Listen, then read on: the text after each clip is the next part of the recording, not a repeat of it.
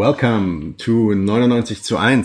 I am Nadim of 99 zu 1. I'm currently in Petah Tikva in Israel, and I'm here at home of Ishay Landa. Today we are going to be speaking to historian Ishay Landa about the connection between the liberal tradition and fascist thought, or whether or not fascism is an anti-capitalist ideology, as we are often told these days, or whether it actually was a program to save capitalism. Before we start with that, I would like to give a short introduction. Ishay Landa was born in 1969, studied history at the Ben Gurion University at the Negev, and did his doctorate at the same university with a thesis on Nietzschean heroism in the 20th century popular culture. This is also why you actually learned German, probably? For right, thesis. yeah. That sparked my interest in interesting. German.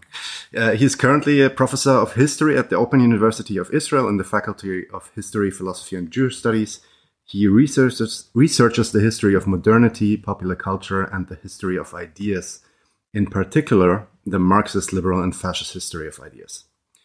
The book we want to talk about today was also created in the context, The Apprentice and His Master, it is called. It has recently appeared in a German translation in the Dietz Verlag. And this is also the reason why we want to talk about it again, even though the book itself is already quite old, right? It's 2008 or 2009 or something? Yeah, 2009, yeah. It's actually The Apprentice's Sorcerer. Yeah, exactly. That was a translation, the back translation from German right. to English. The Apprentice's Sorcerer is the book, yeah, exactly. And Ishay also plays some music, actually. I watched some videos on YouTube on your channel. You play the harmonica, pretty cool stuff. Oh, thank you. I'm an enthusiastic amateur. It didn't sound like that. Looked pretty impressive. Okay, so let's get this started. For us as Marxists, at least, I mean, we at 99 zu 1, most of us, we consider ourselves Marxist. We try to judge various political ideologies by what their politics, but their practical politics mean, i.e. what their class content is. And this has always been clear for Marx. That's why it has always been clear for Marxist theory that capital is more or less behind fascism, right? There are even some quotes about that, I don't know, fascism is the continuation of capitalism or something like that. That is pretty popular. Starting from the rather rough approach of the Dimitrov thesis, according to which fascism is the open, terrorist dictatorship of the most reactionary and most chauvinistic, most imperialistic elements of finance capital, of which fascism of German type is the most reactionary variety, to more sophisticated fascism theories from the then still Marxist German or Austrian social democracy, such as Otto Bauer and Theodor Geiger, or the left-wing communist dissident August Hallsteiner. You describe that since the 1980s, a different interpretation has prevailed in fascism research, that things have changed there, which understands fascism as a rebellion against capitalism. In this liberal theory of fascism, which is mainly based on statements and the self-image of fascist leaders, so they take these, I don't know, books and letters and writings of fascist leaders like Mussolini or Hitler, etc., and philosophers of the like, and taking those and then describing socialism and fascism as so-called enemy brothers, equally totalitarian, and an answer basically to liberalism. So it's also a little bit part of this horseshoe idea that, you know, left and right in the far spectrum are basically the same thing. Can you briefly describe what the assumption of this line of theory is here? Yes, it's difficult to briefly capture because it's a very vast and sometimes contradictory array of theories. But I'd say, you know, fascism is a bit unique in the range of modern ideologies, because all other ideologies are kind of, as you say in German, I'm not sure you say it anymore, salonfähig. Salonfähig, yeah, we say yeah. It. Yes. So it's kind of more or less respectable. They have adherents, they have critics, but you can find kind of a variety of approaches. Right. Whereas for fascism, at least in kind of academia, I'm not talking about, you know, special publishing houses, special venues, and so on. Everybody is critical of fascism, anti-fascist. It's maybe the last or the only political taboo in the political lexicon. It's nearly like a slur, even, right? Like an Right. insult sometimes, right? Yeah, often. Yeah. So there is agreement that fascism is something essentially bad. There is disagreement, and that's the remarkable thing when we come to try to understand fascism, to define fascism. So when different people talk about fascism, sometimes they seem to be talking about something completely different, even opposed. Right. So essentially the challenge for anybody who deals with fascism, because it's a taboo, is to create a distance between himself or herself and fascism. So if you're a liberal in that case, you would try to show that fascism was profoundly anti-liberal. Mm-hmm. That would be the first thing. And another step would be to, if possible, try to create as little distance between your enemy or your antagonist and fascism, to bring them together. Right. So in the case of liberalism, the main challenge comes from the left, from socialism. So they would often portray socialism and fascism as you rightly described, as the frères ennemis, as the horseshoe theory.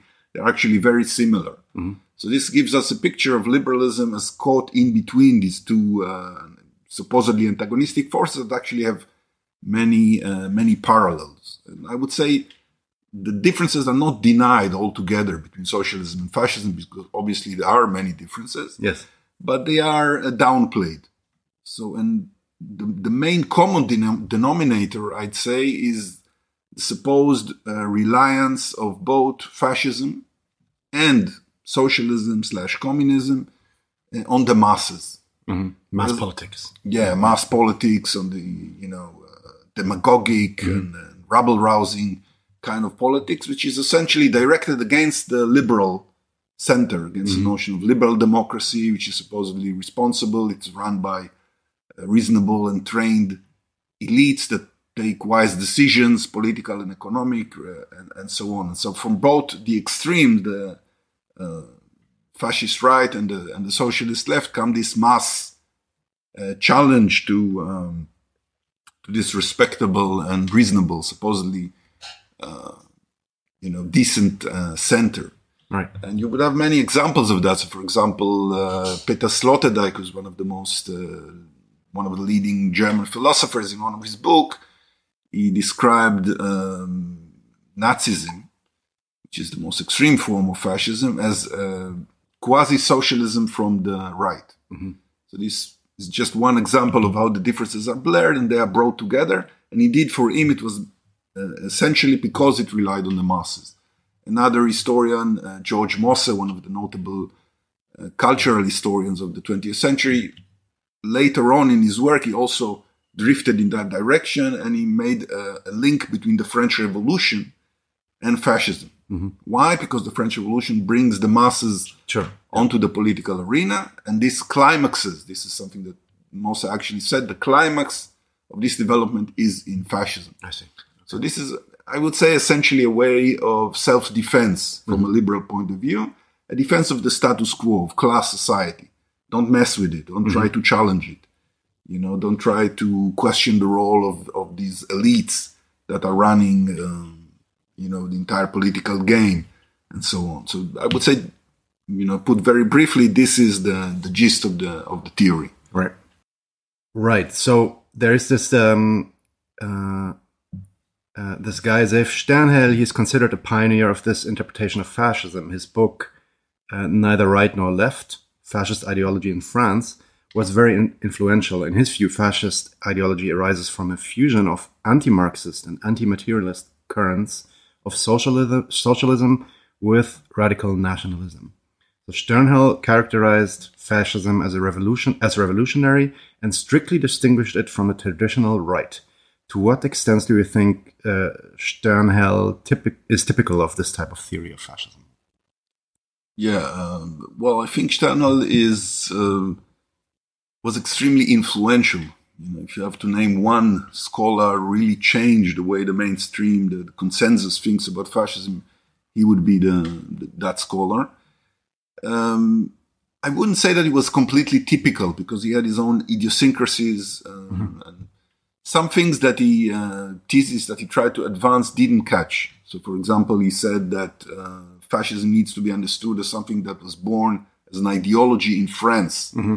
And I said, today it's not really accepted, and very few scholars pursue this line of argumentation. Another claim that didn't catch was that there was a critical difference between Nazism and fascism, that Nazism could not be considered fascistic. This hasn't, this wasn't pursued by most scholars who would now insist that Nazism is different, but it's still within, I would say, the family. Fascist schools, yes. Yeah, the family branch of fascism. But what he did was, there were other arguments that were central to his thesis that did become very, very influential, and almost changed the game, as I said at the beginning. One of them was the shift that he made towards the notion of ideology, towards culture. Because before that, fascist ideology was largely seen as very opportunistic. It was kind of a hodgepodge of half-baked ideas that were not serious. It was just meant to justify this reckless pursuit of power. There was not much content behind them. And also the fascist leaders were seen as essentially buffoons, not serious people, demagogues, adventurers, and so on and so forth. And Schell completely changed that.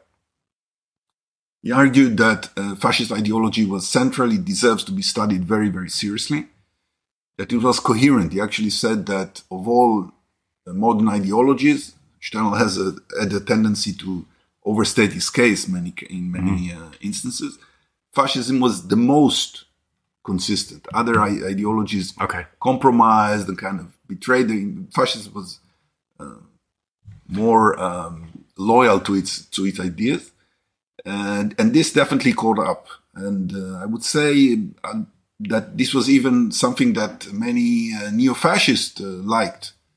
Recently, a German colleague told me that disciples of the neo-fascist Armin Moller, in Germany, was an important figure. Disciples of him were very enthusiastic about this new direction in fascist studies, because suddenly their ideas would be respectable, would be debated at least in terms of serious propositions. So what would be the core, according to Sternhill, of this fascist ideology? I mean, if you were to summarize it in like 2 or 3 points, according to him, where he says it's so consistent. Yeah, well, I would say, first of all, it was a rebellion against materialism. Mm-hmm. It was strictly anti-bourgeois, I emphasize it time and again. And it was cultural. It was not concerned with class issues. This was the main innovation. Mm-hmm. This was another point that I wanted to stress, that other theories emphasize the social purpose of fascism, broadly speaking. And with him, the purpose was actually coming from the left. Right. Okay, fascism was an emanation essentially from the left. Mm-hmm. His books, one of his famous books was called Neither Right Nor Left, ni droit, ni gauche. But actually the thesis went further and said that fascism is more to the left than to the right in its origins. Right. It transmuted, it became something sui generis, a politics of its own nature, but essentially it drew its force from the left. It was the result of the failure of Marxism to challenge liberal society. Mm-hmm. So fascists, because they were so determined to crush liberal society, to destroy capitalism, destroy the bourgeoisie, because they were these adamant revolutionaries, they needed to fuse a different politics. And this was fascism. This was a kind of a socialism for the entire nation, not for one class.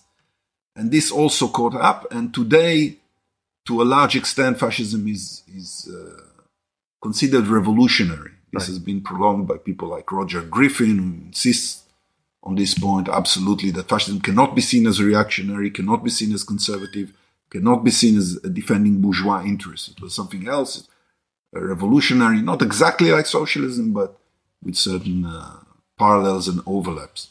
I said that he emphasized the importance of ideas, and one of the curious things that also happened is that these ideas suddenly became much more theoretical. Mm-hmm. Fascist ideas, fascist doctrines. So much of their extremity, their violence, in a sense, evaporated. You read Stendhal's text and you find it difficult to understand why fascism was so problematic. Yeah, exactly. So I have a nice anecdote, one at least that I like, that a colleague of mine once told me that he was present at a presentation or kind of a seminary that Stendhal gave at Ben Gurion University in front of an academic audience. And when it ended, someone from who attended the lecture said, thank you very much. It was very interesting. I learned a lot about fascism and I understand fascism a lot better. What I don't understand is why I hate fascism so much. Okay.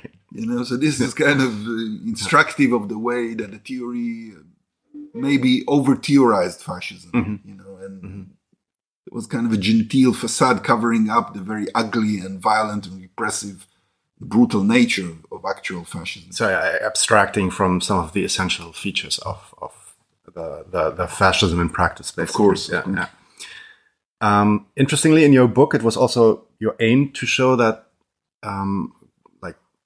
in contrast to this kind of idea that fascist ideology and also the alleged masterminds of fascism ultimately shared not different but similar concerns to the ones from classical liberalism. So this is more or less also one of the core arguments in your book. You differentiate here between liberalism before the enforcement against the aristocracy, so very, very early on, and then a liberalism that turns against mass democracy later on. The mass democracy that turns the principles it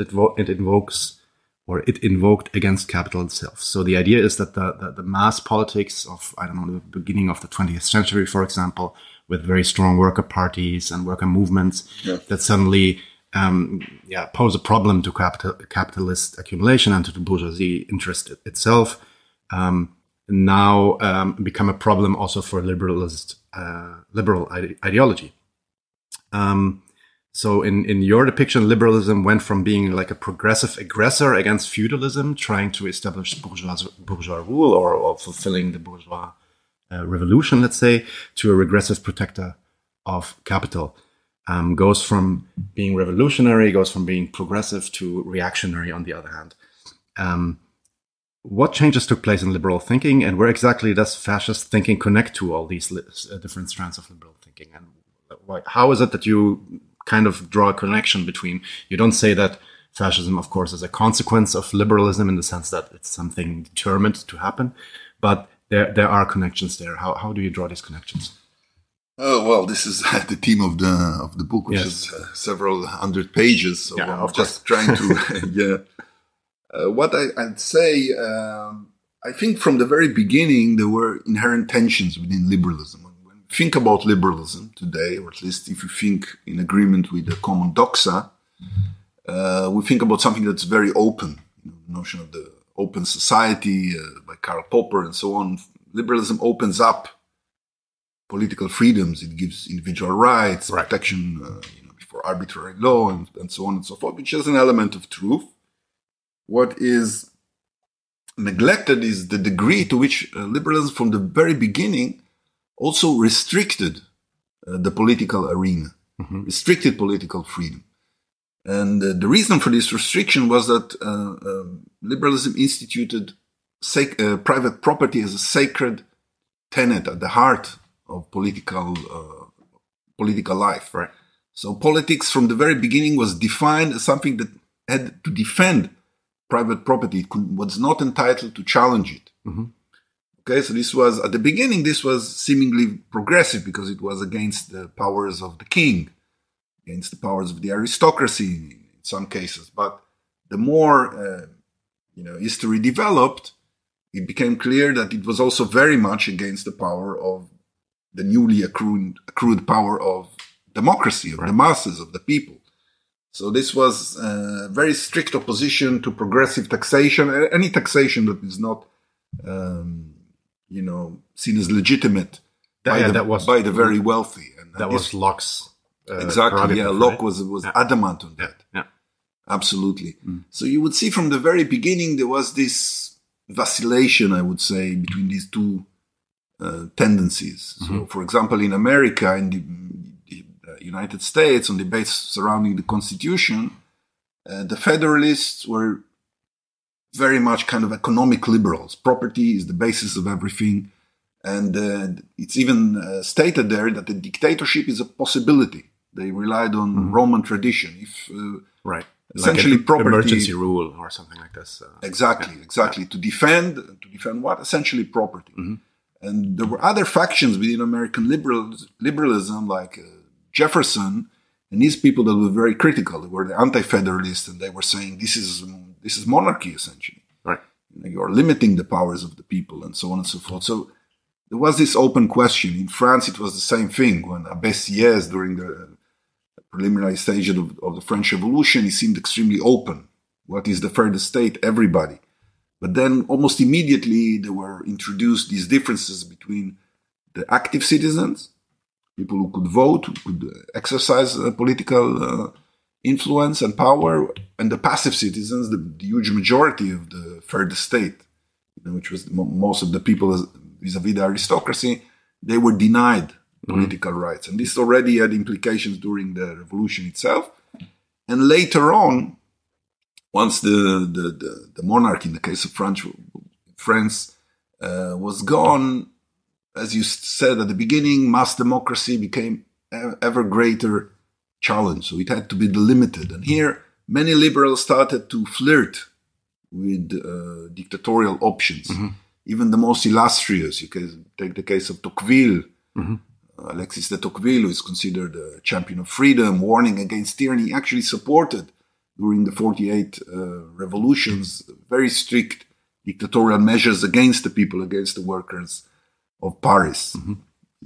Right. So this was the kind of dictatorial option within liberalism that became very, very tempting for many liberals. Not all of them. I make a distinction between mostly political liberals who emphasized participation and kind of continue this more open dynamic, more inclusionary dynamic of liberalism. But there were others, and many of them were very tempted and often succumbed to the temptation of repression and totalitarianism, and you name it. There are many figures that are cited in the book: Friedrich von Hayek, Ludwig von Mises, Yes. Walter Bagehot earlier on, and many other examples that are discussed in the book and other studies. Yeah. I mean, just one quote, for example, from Hayek that I got here from the book. Sometimes it is necessary for a country to resort to some form of dictatorial power for a period of time. As you will understand, it is possible for a dictator to rule liberally. Likewise, it is possible for a democracy to govern without any liberalism. I personally prefer a liberal dictator to a democratic government without liberalism. So, I mean, it's pretty clear that this option of dictatorship, at least, was considered openly by most liberals at that time. You already now, when you answered, you already made a distinction between like a liberalism of, maybe that's like a liberalism of thought, political liberalism, let's say, that also takes the values of liberalism as the motivating factor of the politics, which is freedom, equality, and brotherhood, solidarity, etc. And then the more you distinguish that from a more economic liberalism, which basically is concerned maybe with the freedom of property and maintaining class structure, yes. And at the heart of which is obviously the distribution of property, right? Also the distribution of work, right? Who does the work, who plays and works, right? Yeah, and I mean, ultimately, it seems to then show in history that there is a pretty smooth and like you just argued, a pretty smooth transition from liberalism to conservatism. Are there structural parallels to elitist thinking in classical liberalism and in fascism? So, do they use similar mechanisms, similar arguments in fascism? Like, can we also then, in the end, when fascism becomes actualized, recognize still the liberal tendencies inside of this ideology? Yes, it's good. It's an interesting point, and I argue that there are many parallels and many residues as you put it, that later on could be detected. In order not to be bogged down in too many details, I will single out one example which I think is significant.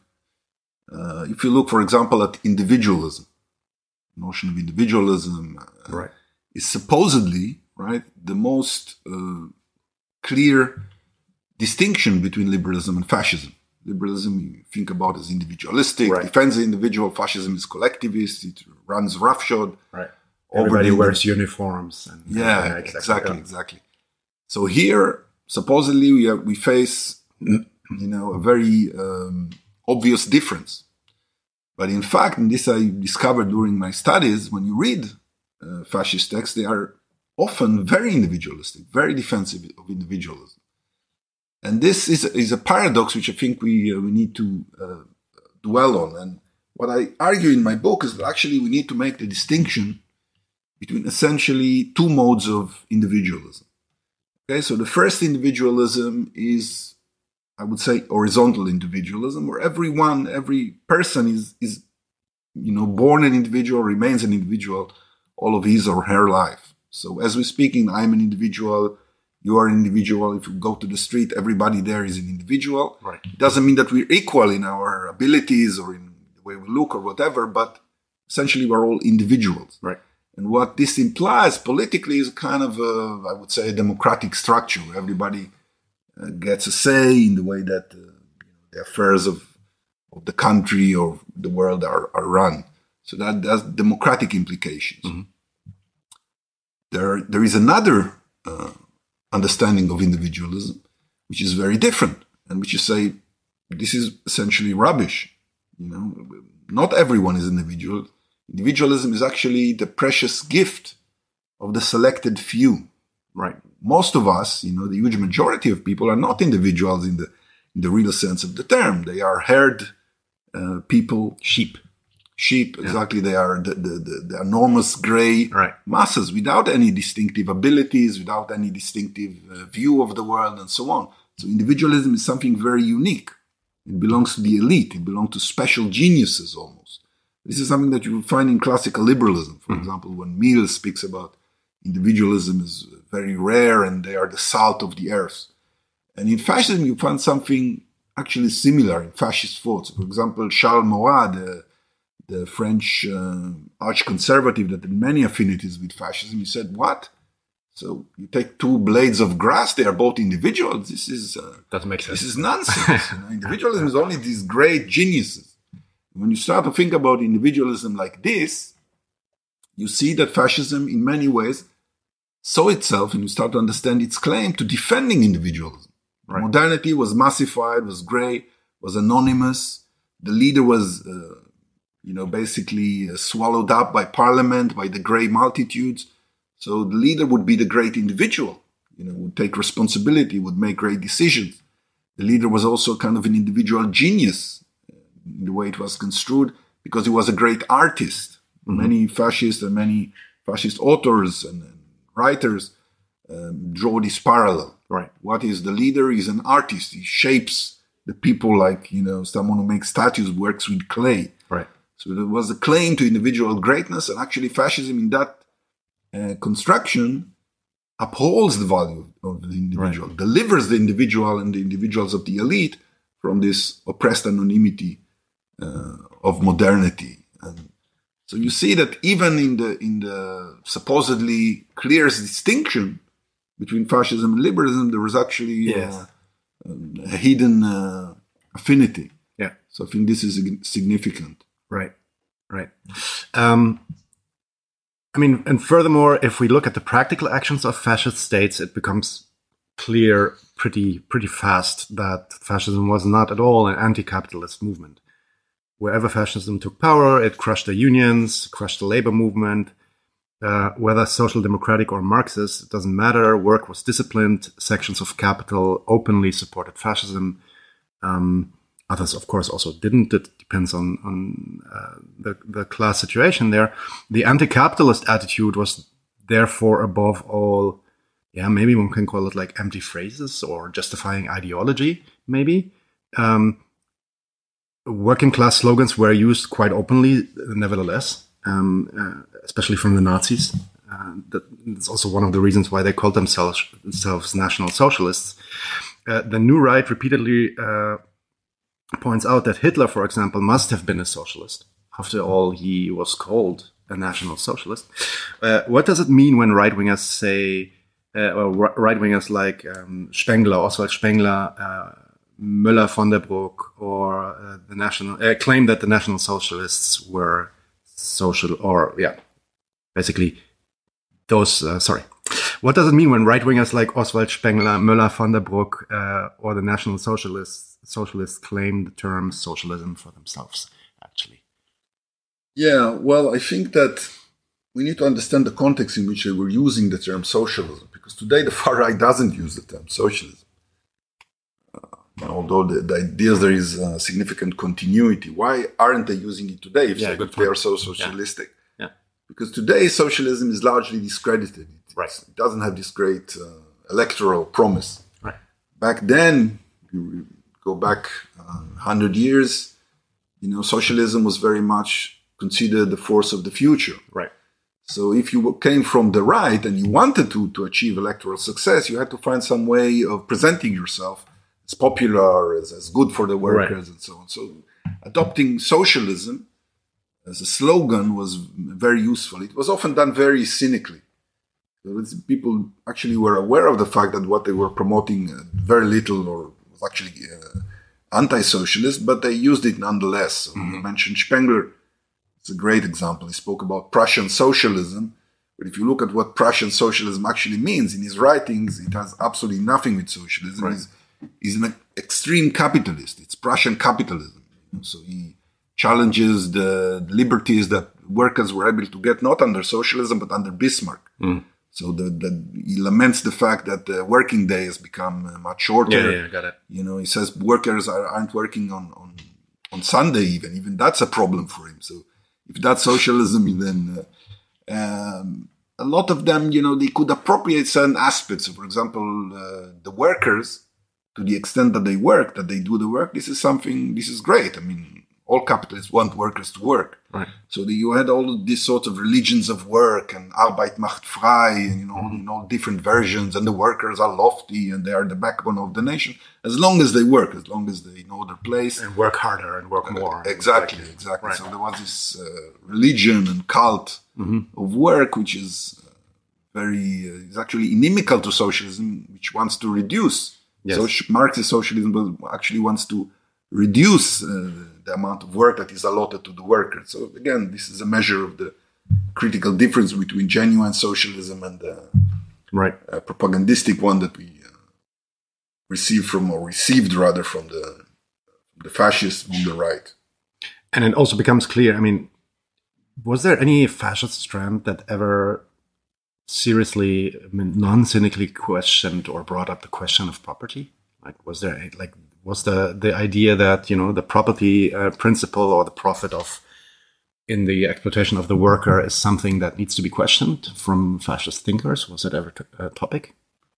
Not that I know of, no. Yeah. I mean, if you count Proudhon, for example, Proudhon is known, he was in the 19th century, whatever, it's hard to define, but he said property is theft. Right. But actually, and he was an influence over later fascists, especially in France, the Carrière de Cercle Proudhon and so on. Sternal focuses on this interesting development. But actually, even in Proudhon himself, he immediately makes a distinction between bad property and good possession. So he calls it another name, and it's basically the same thing. Right. So my answer would be absolutely no. Yeah. On the contrary, they emphasize time and again that property is inviolable, that it's the foundation of all culture. Spengler, the Prussian socialist, he complained against the luxury wages of the workers. He called it Lohnbolschewismus. And at the same time, he defended the luxury of the rich. And he said that this was the solid ground for genuine culture and so on. Right.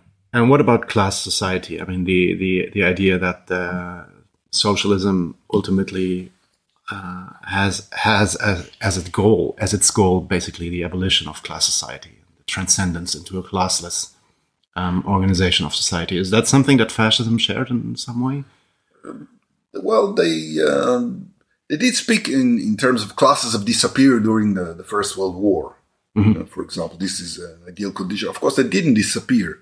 What disappeared was the conflict, because at the time of war, everybody strives for the same purpose. So not really. They didn't want classes to disappear. On the contrary, they were relying on classes for their continued existence of capitalism. Capitalism doesn't exist without class division.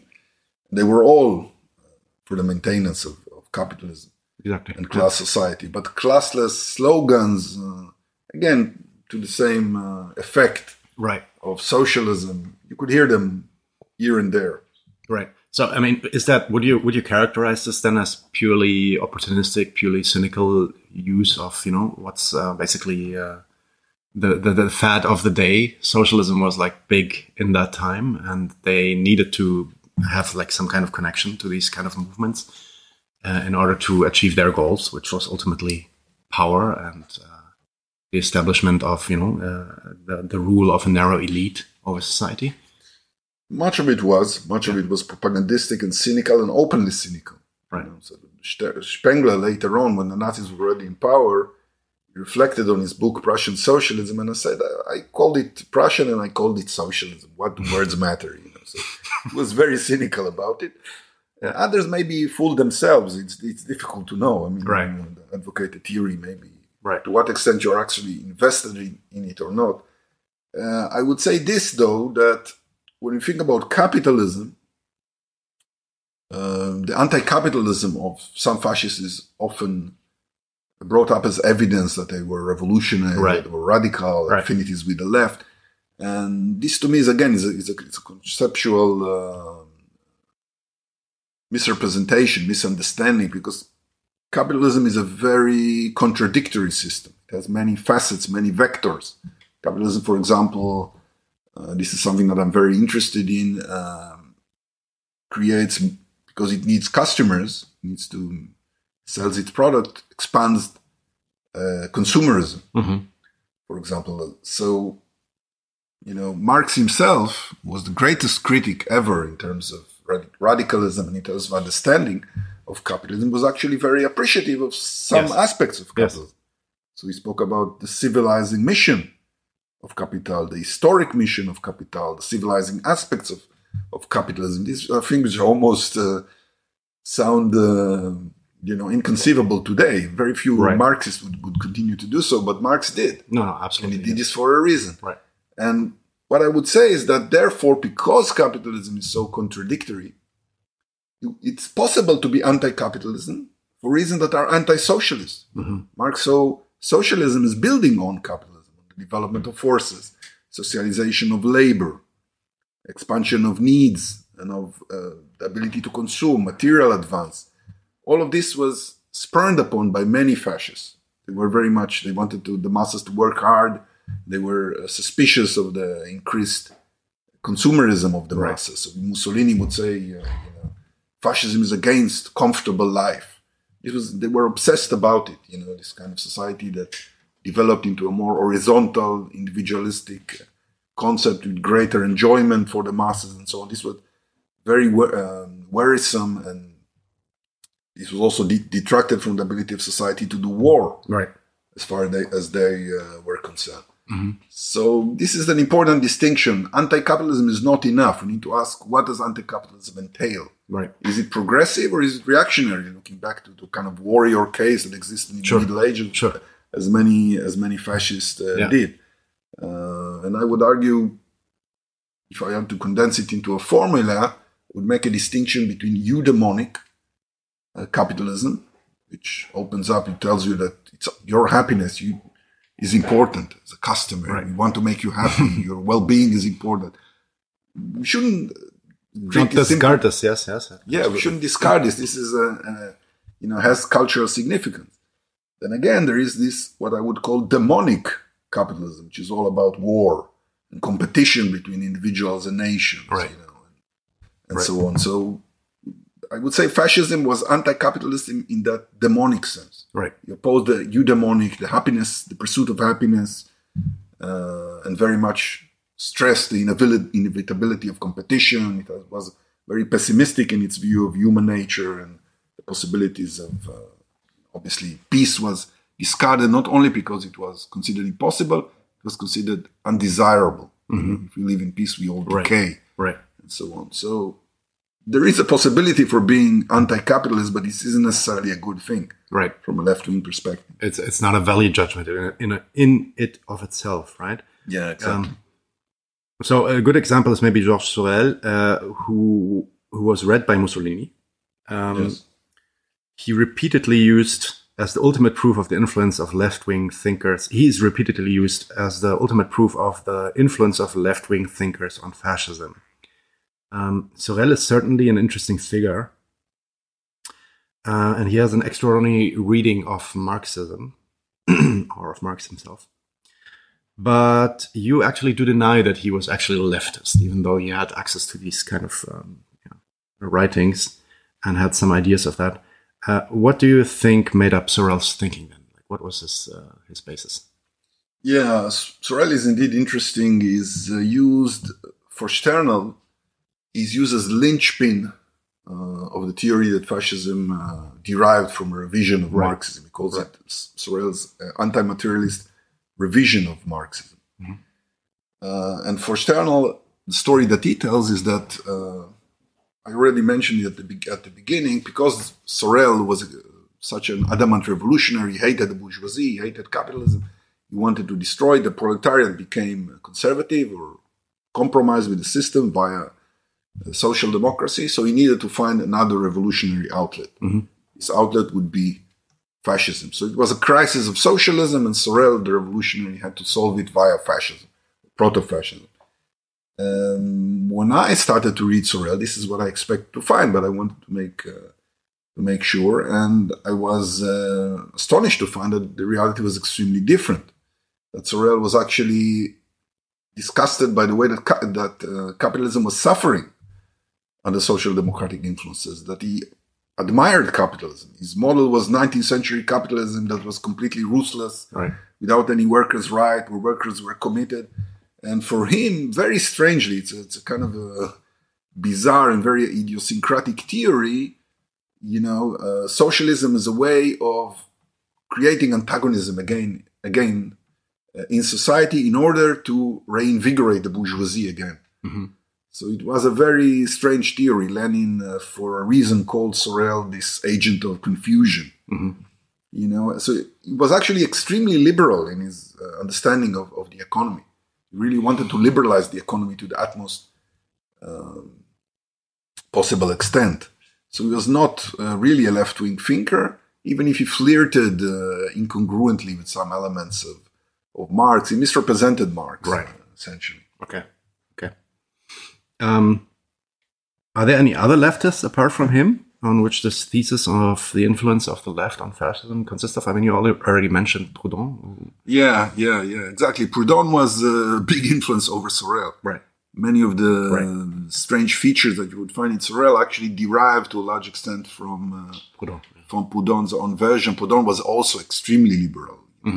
One said, "Don't talk to me about God," because he was, fervently atheist. He said, "Talk to me about what you owe me and what I owe you." So it was always about owing and contract and the individual and so on. He's also misrepresented as being socialist. He hated socialism. He once said, I would prefer the status quo during the Guizot system, which was extremely elitist and huge disparities of wealth, over socialism and communism.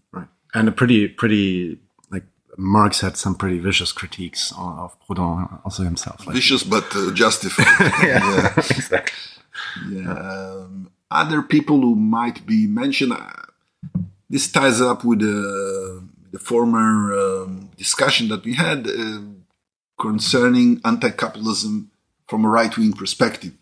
And here I would say that Nietzsche has influenced many left-wing people, because when you see someone attacking the vulgarity of capitalist civilization and the banality of the bourgeois way of life, it can be tempting for left-wing people. So, this is an ally of us. So we have here opens up the possibility of left-wing Nietzscheanism. So many Nietzscheans on the left that kind of incorporate his ideas, and this was an important presence in fascism. And of course, the most important left-wing Nietzschean was Mussolini. Right. So he started on the left. He was a socialist, and he was kind of trying to reconcile Marx and Nietzsche. Later on, Marx definitely faded, and Right. he was able to say in an interview, Nietzsche cured me of socialism. Right. So, but here there is a potential of kind of misguided, in my view, dialogue between the left and certain proto-fascist idea, which existed in reality. And I think it's still a temptation for many on the left. I discussed this in my last book on Fascism and the Masses, which focuses on the relationship of fascism and the masses. And there is, especially the epilogue, deals with the issue of left-wing and right-wing Nietzscheanism. Mm-hmm, mm-hmm. Okay.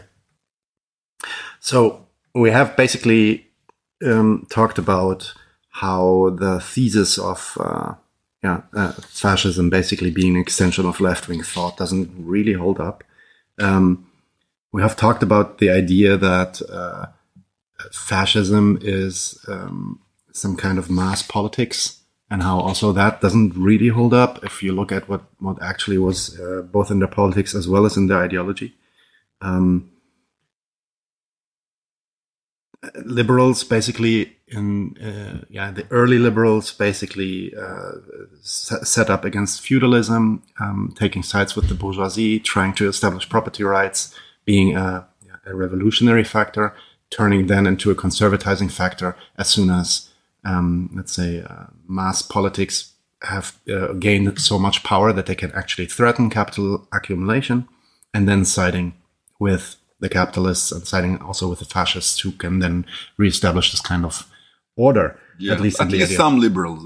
As I've said, there were liberals who opted for another. Right, and also this kind of split in liberalism, which absolutely, which is like an economic liberalism and political liberalism. And you also described then that after the Second World War, liberalism came in right away to conceal these kind of connections to this fascist ideology, and conceal those common roots with fascism. What happened there after the Second World War and liberal thought?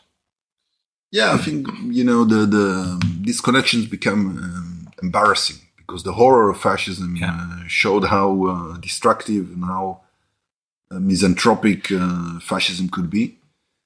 So again, the challenge was to return to the very first question. The challenge was to create as much distance between liberalism and fascism, right? To deny all the linkages that exist. Sometimes it's almost comical in effect, because some people were actually, some liberals, important liberals, like Benedetto Croce in Italy, was perhaps the greatest Italian liberal of the first half of the 20th century. He wrote a book in the 40s describing how liberalism how fascism hates liberalism, mm-hmm. and how fascism never jointly works with liberalism. But he himself was a liberal politician. He entered the first coalition with Mussolini. Mm-hmm. So he thought that it was very convenient to, ignore this and present again this mythical dichotomy, liberalism and fascism. Right. And what they did, because liberalism is so conflicting with democracy, because capitalism is based on this essentially undemocratic economic structure, right, they came up with this notion of liberal democracy, where suddenly the tension between liberalism and democracy was supposed to be overcome. So suddenly they were supposed to work together, and this was even the model to be imitated by everyone. Right. So this was a way of drawing attention away from what had happened, and indeed to justify the status quo. If you want to fight fascism, what do you have to do? To espouse liberal democracy. Right. Even if that means continuing to support elitism, continue to support the class structure, the property relationship, and so on. So many of the concerns that actually led to fascism, and which made many liberals attracted to fascism, now was presented as the cure, to fascism. So this was ideologically very incongruent, very contradictory, but it was very useful. And to a large extent, we are still I think we have to negotiate this kind of discourse, that any attempt to challenge liberal democracy, to think about its limitations, to create a far more participative and real democracy in economic terms, in the workplace, in distribution of wealth, is almost from the beginning, no, this is dangerous, this is demagogic, don't go there. We've seen what this can do, even if, history was actually quite different. Do you think that the other way is also true, that, like, I certainly have the feeling that, especially since the rise of the far right in Europe, but also, with Trump, that the word fascism gets thrown around also now very, very quickly, in the sense that most people, like, if you talk to people that use that word, most of the times they don't have they don't have a definition for it. It's also like inherently difficult to define it, as it's very heterogeneous. But do you think that the idea of the anti-fascism, basically that basically recently conflated with this idea of upholding liberal democracy? So as soon as you talk to as you talk to a mass politics, as soon as you talk to a critique of our current class structure, that this immediately gets seen as, don't, like, be careful, because what you're doing now is basically entering fascist territory. And I mean, especially in Germany, you have a lot of anti-fascist groups who actually, in this definition, turn to reactionary politics, siding, for example, with Western imperialist policies, etc., with the guise of, upholding liberal democracy and bringing that also to the world. We had a lot of these, for example, supporting the fight in Iraq, and also, of course, the stance of many German leftists towards Israeli policies. So do you see a connection there, and this confusion about, okay, what fascism actually is, and how it should see itself, see ourselves towards it? Yeah, I do see a connection. I think, on the one hand, I'd say this. I think that fascism is a taboo, is something that is valuable to me.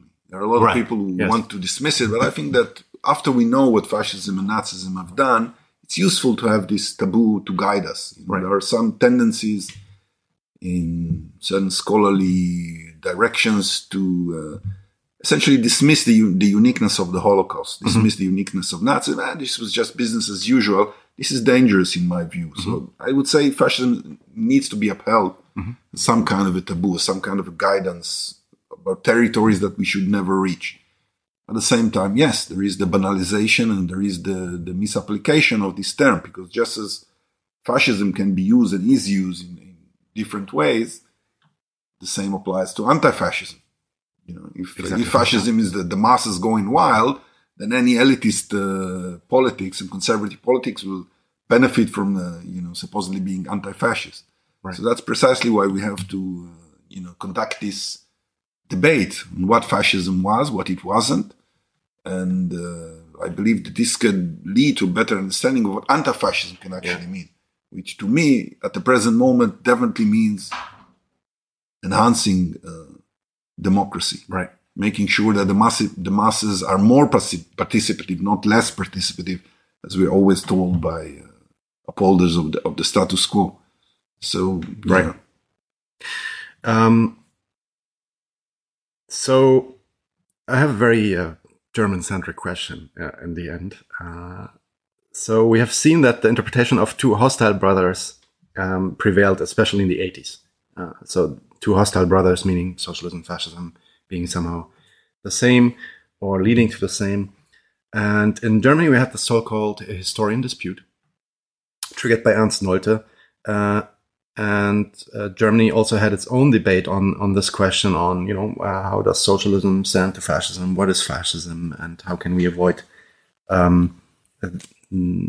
escapades like the ones in the Second World War and before? Is it a coincidence that this reading gained popularity around the same time, like in the 80s, about the same time that neoliberalism was gaining traction and around the world and attacking again social movements and labor, workers' movements, etc., all around the world? Well, unsurprisingly, my answer is no, it's not. It was a loaded question, let's say.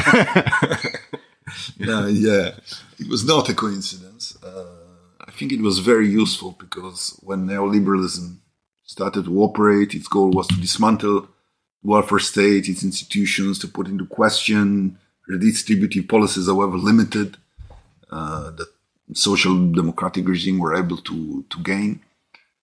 And indeed, one of the ways to do so was to say, well, fascism was leftist, right? It cared about the masses, This is again Sloterdijk. Fascism is quasi-socialism from the right. If that's the case, we need to move away from socialism. We need to privatize the economy. And so I think it was very ideologically useful. A notable example that I can think of was the studies of Götz Ali, that very much said socialism, national socialism, was a form of welfarism. It benefited the masses. It hurt the bourgeoisie, the rich. It took from them and gave to the poor. It was kind of a Robin Hood-like political project. And this was put forth essentially at the time that neoliberalism was going on the attack, during the debates on the Hartz reforms in Germany. Yes. So these things happened at the same time and nourished each other. And I think this was very much...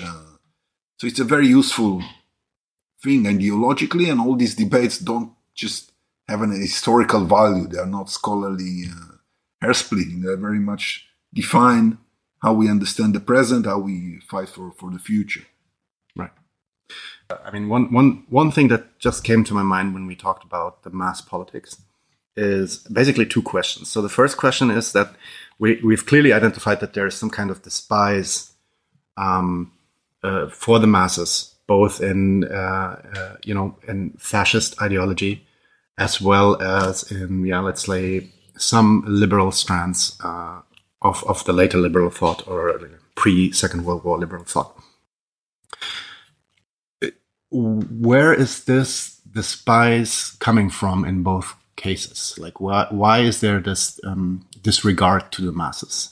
That would be an interesting thing to know. And then the reason why I'm asking this is because I think in recent decades, we have seen a similar development happening also on the left, where you have even socialist, activists and thinkers that are basically reproducing this kind of idea that the masses are something not to be trusted. They are basically duped. They're, indoctrinated. And what we actually need is some other kind of avant-garde that leads them out of this. So this sheep idea, the sheeple idea again, that also kind of grabbed hold on the left. And I'm wondering, what is there a common basis for this, and where is this coming from? Well, where does it come from? It's a response. It's a class response. The masses are seen as the challenge to the prerogatives of the elite, and many people who either objectively belong to the elite or think of themselves as elevated above the masses. It's very convenient to all this point of view to distinguish oneself, justifies all the benefits that one gets or one thinks one is entitled to. So this is a very common feature, and it accompanies the history of modernity. This fear of the masses. You have this in all sorts of versions: the riffraff, the hoi polloi, right. La plebe, la folla, And so in all European languages, so it's a very important trope. I would say, if you're moving on to the overlap between left and right, again, I would say Nietzsche here. Friedrich Nietzsche is a very important player, right? Because he was the greatest philosophical enemy of the masses. He called them the letzte Menschen. Zarathustra, his prophet, despised them as these people who live horizontally. Right. They don't work hard anymore. Nobody obeys. Nobody commands. Nobody gets rich. Nobody gets poor. And he presented all of this as something extremely threatening. Oh my God, this is where civilization is heading. We need to stop this, And paradoxically, this became accepted by much of the left. There were hardly any critics or defenders of the last human from a left-wing perspective, which is rather strange. Right. If you think about it. Although there is a lot of talk of class and the idea that, class rule, and we need to stand by the workers' class, and we need to... Yes. There is opposition to the Nietzschean project, but the specific notion of the last human as the embodiment of everything that's wrong about our society was no challenge. Exactly, it happens at the same time. Like at the same, we have sometimes even the same people talking about, socialism should focus on the worker again. Yeah. While at the same time, showing this kind of class disgust even, and also a complete fear of getting into contact with these people. That's interesting. Yeah. Yeah. So even the Frankfurt School, especially them, yes. Especially, you said it. Yeah. So they were very. I discussed this in my last book, the way that they saw the last human is also responsible for fascism in a way which to me is highly questionable. Right. So I think there is an elitist temptation also to the left wing, a confusion between forms of anti-capitalism, which is important. And we need to be very aware of that. And the role that this opposition to the masses have played. I have to say that what I'm trying to do academically is to try to reconcile, I've wrote a paper on Last Human and Marx's social individuals. And there I argue that Marx had this notion of social individual of the future that is actually developing in the present, which is a lot of collective abilities and socialization of labor. And I think that they were actually talking about the same phenomenon, essentially, but Marx was affirming it, whereas Marx was trying to create a caricature, warn us, not go there, this is the last human, this is terrible. Right. I think there is a lot of potential for the left in defending the masses, which will also lead towards the creation of policies that can find acceptance and grounding. Exactly. That stems from the experience of the millions of the 99. That's it, exactly. As opposed Perfect. to the elite avant-garde. And here you mentioned that I play harmonica. I just very recently made a very amateurish and poor effort to actually combine my passion for blues with my political ideas, and I composed a little blues called The Last Man Shuffle. Yes. Where I kind of defended his perspective. It's actually his and her, it's humanity as such, but because I'm a male singer in that case, I use the last man and not the last human. Yeah, so I think that's important for the left. To be found on Ishay Landa's YouTube channel. Yeah. For the time, it's free, but if I'll see that many people... Then you'll make a lot of money out of it. Yes. Okay, just one last thing. As this book that we've been discussing today, and of course we have written a lot of more material on this topic, but this book that we've been discussing today is already quite old, 15 years now, nearly. I would be interested to see whether your view on the topic or like maybe your political opinions on the topic have changed since then, or what do you think of this analysis that you brought there is still up to date today? Are we seeing some developments there that would, if you were to write this book today, would complicate the book or change it in some way? Yeah, it's a good question. Actually, this book was at the beginning of an ongoing project, so I'm still writing the next volume of the book, and because this was actually the original concept. What I wanted to do wasn't to write something about liberalism and fascism. I wanted to write about fascism and the masses in a much more broader sense. And then I said, well, liberalism is an important issue, so I'll write a chapter on that. Yeah. And then I said, oh no, this can't be a chapter. This will be the first part of the book. And then it turned out it's a book, and it became like a 400 and something book. And whatever I did later, to me, is a continuation of that. I actually wrote a book about fascism and the masses in a more broader sense, and I tried to expand on this. For example, I'm working now on a book that revisits the notion of consumerism and how it can be useful for the left. Not all forms of consumerism, but dialectically, there's a lot of potential for left-wing politics if we rethink consumerism and we move away from these elitist conceptions. So, I don't know. I'll have to reread the book and every point. Yeah, of course. Yes. I can't say carte blanche. I agree.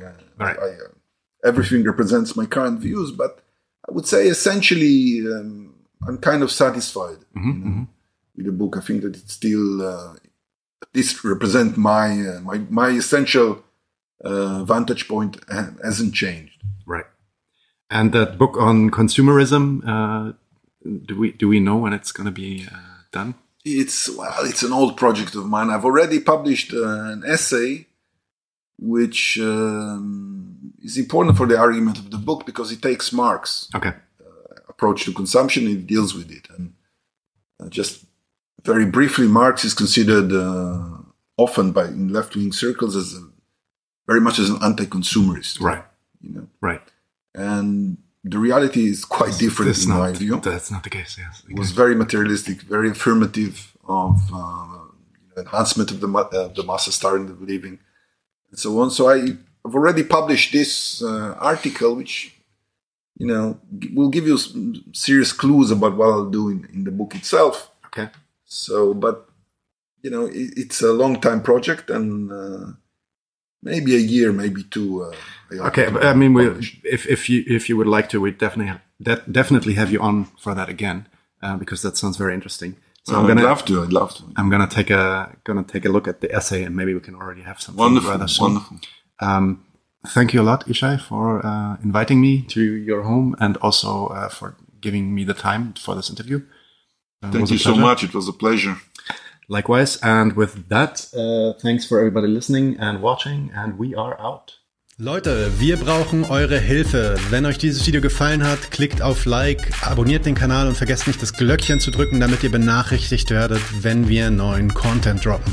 Außerdem solltet ihr uns überall folgen, wo wir verfügbar sind. Das ist Facebook, Instagram, Twitter und Twitch. Und wenn wir irgendwelche Ankündigungen machen oder Posts, dann shared, was das Zeug hält. Gebt uns all eure Liebe. Wir haben mittlerweile ziemlich signifikante Kosten. Wenn ihr es euch irgendwie leisten könnt, unterstützt uns doch auf Patreon. Dann kommt ihr auch in den Genuss verschiedener Vorteile, wie zum Beispiel Zugang zu unserer Discord-Community oder Zugang zu den ultrageheimen Patreon-Episoden, die wir dort posten. Außerdem könnt ihr uns natürlich auch über PayPal Spenden zukommen lassen. Außerdem haben wir mittlerweile einen eigenen Online-Shop. Das heißt, wenn ihr euch immer noch fragt, was ihr euren Lieben zu Weihnachten, Ostern oder sonst wie schenken könnt, geht dorthin und kauft duftes Merch. Alle Links dazu hier in der Beschreibung oder auch auf unserer Webseite 99zu1.de. Vielen Dank fürs Dabeisein, danke für die Unterstützung und wir sehen uns in diesem Theater.